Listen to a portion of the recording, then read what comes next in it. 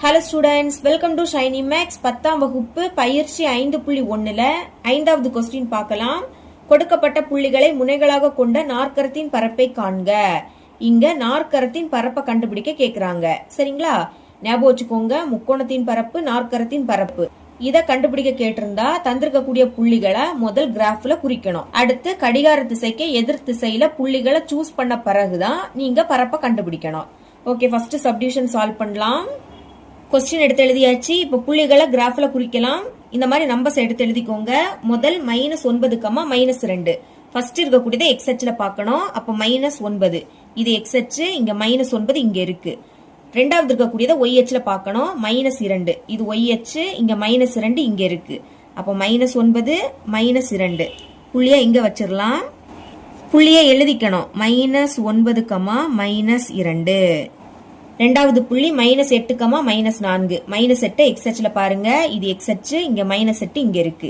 -4 இத ஒய் அச்சுல பார்க்கணும். இது ஒய் அச்சு, இங்க -4 இங்க இருக்கு. அப்ப -8 -4 புள்ளியை இங்க வச்சிருங்க.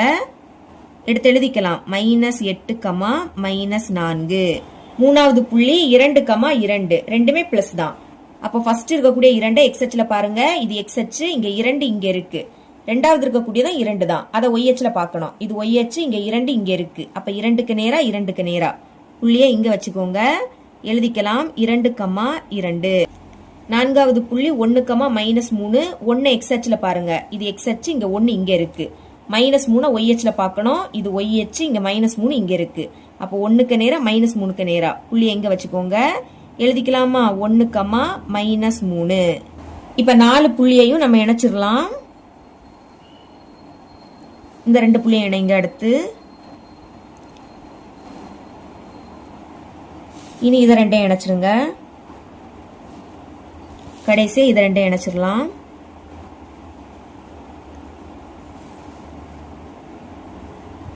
இணைச்சாச்சு. இப்ப நேம் கொடுக்கலாம். ஃபர்ஸ்ட் நீங்க எதை வேணாலும் எடுத்துக்கலாம். நான் இதை ஏன்னு எடுத்துக்கிறேன். எனக்கு கொஸ்டின்ல இதை தான் முதல்ல கொடுத்துருக்காங்க, அதனால அதை ஏன்னு எடுத்துக்கிட்டேன்.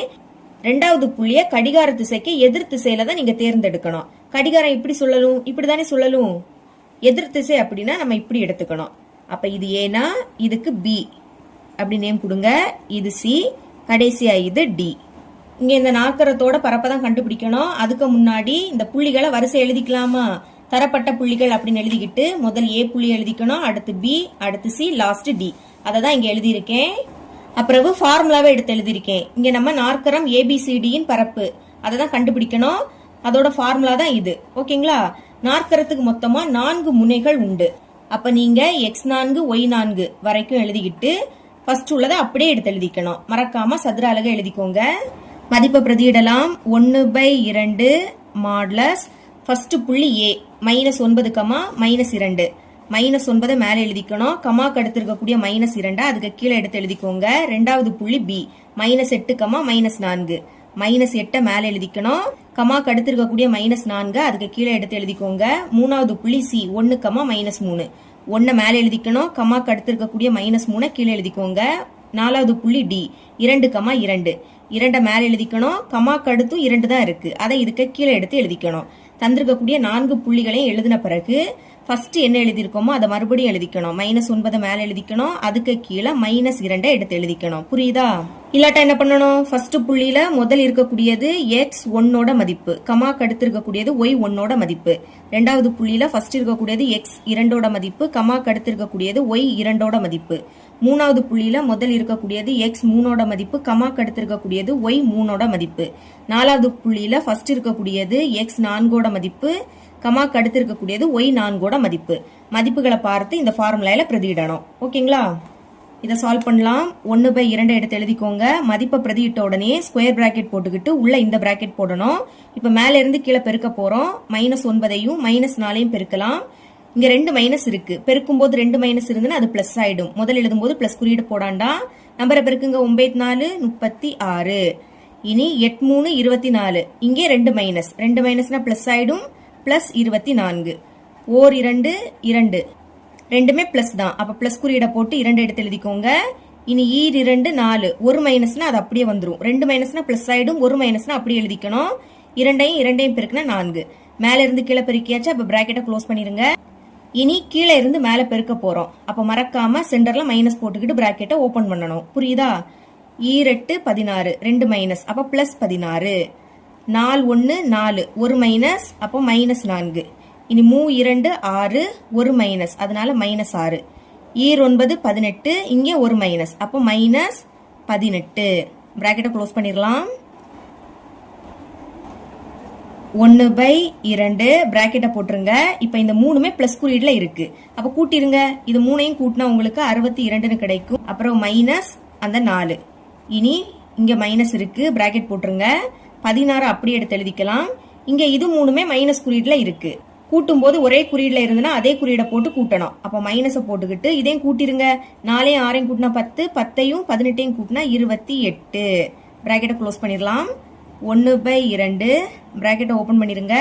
மைனஸ் இருக்கு, கழிங்க. 62ல இருந்து 4 கழிச்சா 58 கிடைக்கும். இங்கே மைனஸ் கழிக்கலாமா? 28ல இருந்து 16 கழிச்சா 12 கிடைக்கும். பெரிய எண் 28, அதோட குறியீடு மைனஸ். ஒரு மைனஸ் இருந்துன்னா கழிச்சு பெரிய எண்ணோட குறியீடை போடணும். இங்கே நம்ம கழிக்க தான் செய்தோம். பெரிய எண் 62, அதோட குறியீடு பிளஸ். பிளஸ்னா முன்னாடி பிளஸ் குறியீடு போடாண்டாம். இப்போ இந்த மைனஸை பெருக்கணும். பெருக்கும் போது 2 மைனஸ்னா பிளஸ் ஆயிடும். பிளஸ் 12. ஓகே, இனிமே 1/2 எடுத்து எழுதிக்கலாம். பிராக்கெட்னா பெருக்கலும் போட்டுக்கலாம். கூட்டுங்க. 58ஐயும் 12ஐயும் கூட்டினா 70 கிடைக்கும். ரெண்டாவது எப்படி கேன்சல் பண்ணலாம்? 1 2 2 7ல 2 3 வாட்டி இருக்கும். 3 2 6. 7ல இருந்து 6 கழிச்சா பாக்கி 1 அதை இங்க எழுதிக்கணும். இது இப்போ 10. அப்ப I 2 10. இனி கேன்சல் பண்ண முடியாது. அப்ப மேல உள்ளதை பெருக்கிருங்க. 1ஐயும் 35ஐயும் பெருக்குனா 35. பைக்கு கீழே 1ன்னு எழுதிக்காண்டா. மறக்காம அலகு எழுதிக்கணும், சதுர அலகு. இதுதான் நாற்கரத்தோட பரப்பு. ஆன்சரை வேணா தனியா எடுத்து இந்த மாதிரி எழுதிக்கோங்க. செகண்ட் சப்டிஷன் பார்க்கலாம். புள்ளிகளை கிராஃப்ல குறிக்கலாம். ஃபர்ஸ்ட் புள்ளி -9,0. -9 எக்ஸ் அச்சுல பாருங்க. இது எக்ஸ் அச்சு, இங்க -9 இங்க இருக்கு. அடுத்து 0 தான் இருக்கு. அப்ப இந்த -9லயே நம்ம குறிச்சிடலாம். சரிங்களா? புள்ளிகளை எடுத்து எழுதிக்கோங்க. -9,0.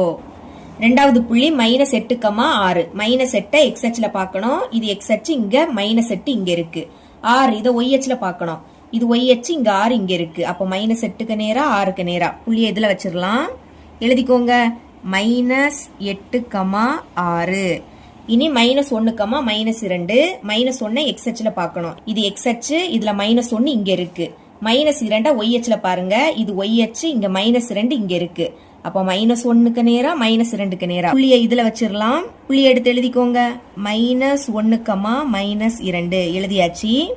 நாலாவது புள்ளி -6, -3. -6 எக்ஸ் அச்சுல பாருங்க. இது எக்ஸ் அச்சு, இங்க -6 இங்க இருக்கு. -3 ஒய் அச்சுல பார்க்கணும். இது ஒய் அச்சு, இங்க -3 இங்க இருக்கு. அப்ப -6க்கு நேரா -3க்கு நேரா இதுல புள்ளி வரும். எழுதிக்கலாம். -6, -3. இப்ப இந்த 4 புள்ளியையும் இணைக்கலாம்.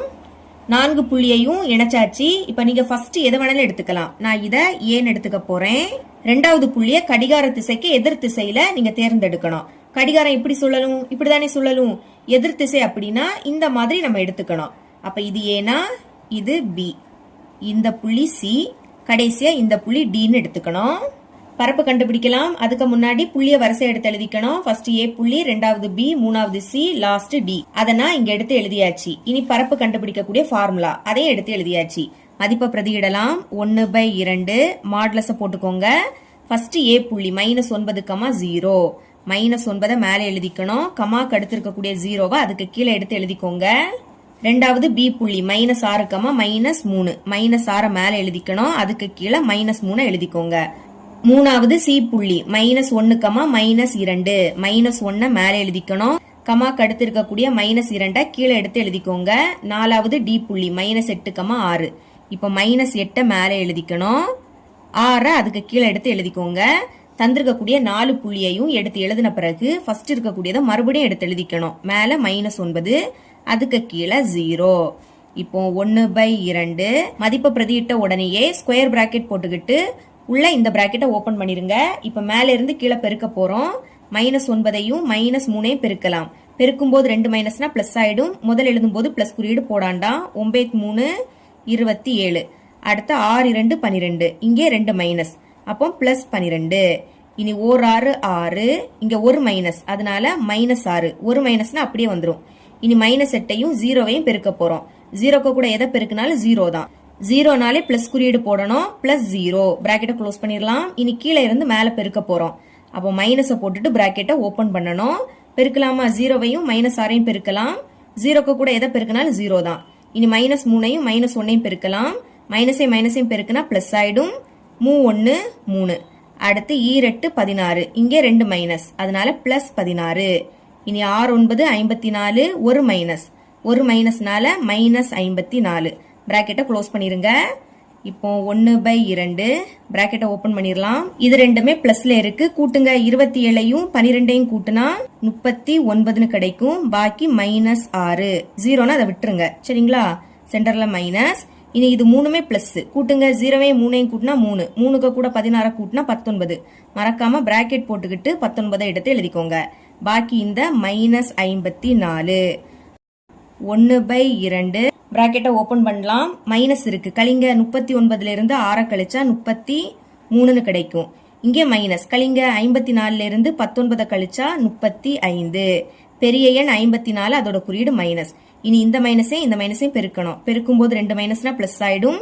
பிளஸ் அந்த 35 இஸ் ஈக்குவல் டு 1/2 அப்படியே எடுத்து எழுதிக்கோங்க. இனி பிராக்கெட்னா பெருக்கலும் போட்டுக்கலாம். சரிங்களா? கூட்டுங்க. 33ஐயும் 35ஐயும் கூட்டுனா 68ன்னு கிடைக்கும். சமம். இனி இது 2ஆம் வாய்ப்படி கேன்சல் ஆகும். 1 2 2, 3 2 6. அடுத்து 8 இருக்கு. அப்ப 4 2 8. இதுக்கு மேல கேன்சல் பண்ண முடியாது. அப்ப மேல உள்ளத பெருக்கிருங்க. 1 34ஐயும் பெருக்குனா 34. பைக்கு கீழே 1னா எழுதிக்காண்டாம். மறக்காம சதுர அலகை எடுத்து எழுதிக்கோங்க. இனி ஆன்சரை இப்படி எடுத்து எழுதிக்கோங்க. தேர்ஃபோர் நாற்கரம் ABCD இன் பரப்பு இஸ் ஈக்குவல் டு 34 சதுர அலகு. இவ்வளவுதான் இந்த சம்.